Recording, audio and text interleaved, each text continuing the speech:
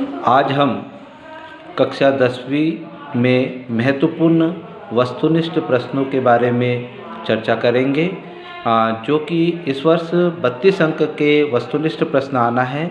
यह वस्तुनिष्ठ प्रश्न सत्य असत्य भी हो सकते हैं, रिक्त स्थान भी हो सकते हैं, सही जोड़ी भी हो सकती है, एक वाक्य में उत्तर भी हो सकते हैं और 4 ऑप्शन वाले भी हो सकते हैं। तो आइए, महत्वपूर्ण 100 वस्तुनिष्ठ प्रश्नों के उत्तर आपको इस वीडियो के माध्यम से याद होंगे। पहला है, सीढ़ीनुमा खेती की जाती है, तो सही उत्तर होगा उत्तराखंड में। दूसरा, पंजाब में भूमि निम्नीकरण का कारण है, तो उत्तर है अधिक सिंचाई। काली मिट्टी वाले 3 राज्य कौन कौन से हैं, तो उत्तर होगा पहला महाराष्ट्र, दूसरा गुजरात, तीसरा मध्य प्रदेश। चादर अपर्दन उत्तरदायी कारक है, तो सही उत्तर होगा जल का। विश्व भू शिखर सम्मेलन कहाँ आयोजित हुआ था? विश्व भू शिखर सम्मेलन कहाँ आयोजित हुआ था? तो उत्तर है रियो डी जेनेरो में 5 जून 1992 को, और उसमें 100 देश शामिल थे। उसके बाद ज्वारीय ऊर्जा संसाधन का प्रकार है, तो ज्वारीय ऊर्जा जो है वह संसाधन का पुनः पूर्ति वाला प्रकार है। अच्छा, पर्यावरण को बचाए रखना और उसका संरक्षण करना कहलाता है, तो वह कहलाता है सतत पोषीय विकास। उसके बाद अगला प्रश्न है, वन्य जीव सुरक्षा अधिनियम लागू हुआ, तो सही उत्तर है 1972 में।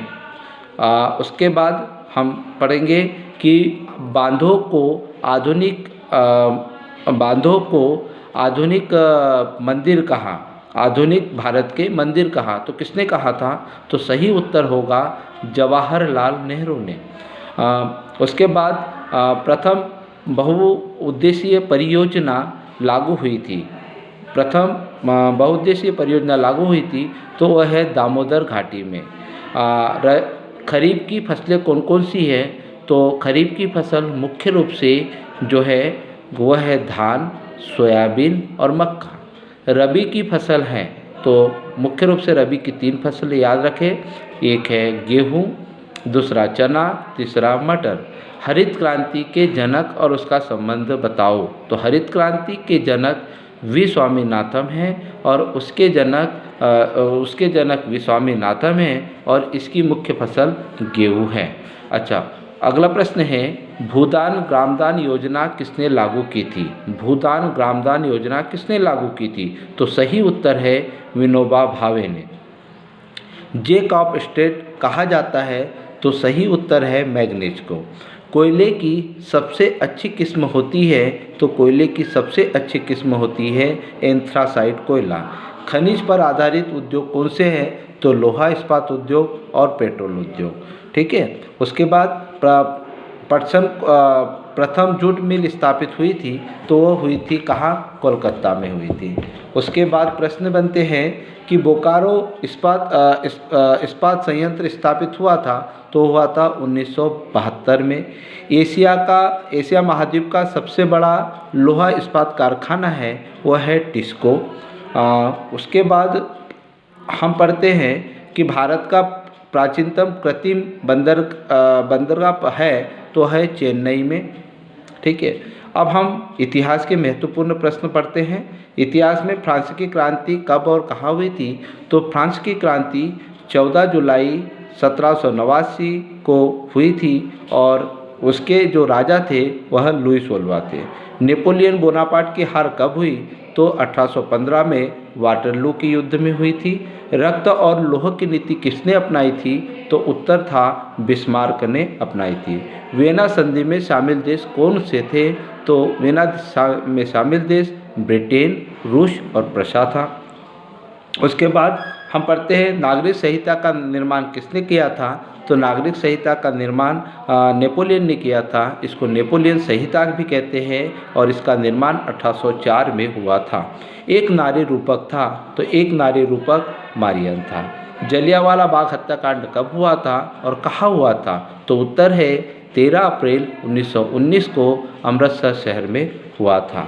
उस साइमन आयोग भारत में कब आया? तो सही उत्तर होगा 1928 में आया था। अच्छा, दांडी यात्रा कब हुई थी?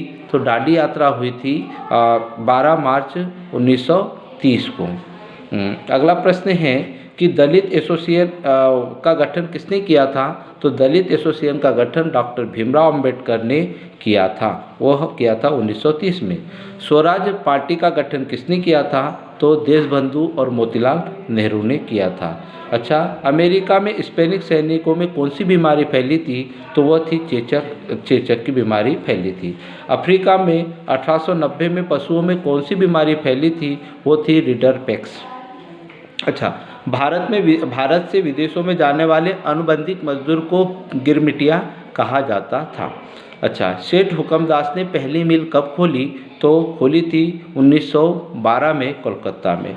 संगीत की पुस्तक का प्रकाशन कब हुआ?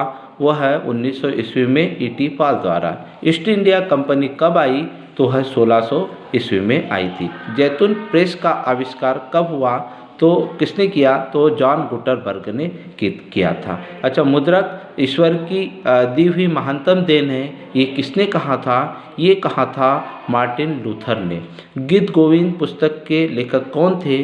वो थे जयदेव थे। गुलामगिरी पुस्तक किसने लिखी थी? वह थी ज्योतिबा फुले ने लिखी थी। श्रीलंका स्वतंत्र राष्ट्र कब बना? तो वो बना था 1948 में। यूरोप का सबसे छोटा शहर कौन सा है? तो है बेल्जियम है। श्रीलंका की राजधानी कौन सी है? तो वह है कोलंबो। दो समुदायों के बीच में टकराव कौन से देश में हुआ? तो भारत में हुआ था। अच्छा, तो आज हमने इतिहास और भूगोल के महत्वपूर्ण वस्तुनिष्ठ प्रश्न पढ़े। आप इसको सुनिएगा और इन वस्तुनिष्ठ प्रश्नों का वार्षिक परीक्षा में अच्छे से इसको याद करके जाइएगा। आपको यह बहुत महत्वपूर्ण प्रश्न है। धन्यवाद। मधुर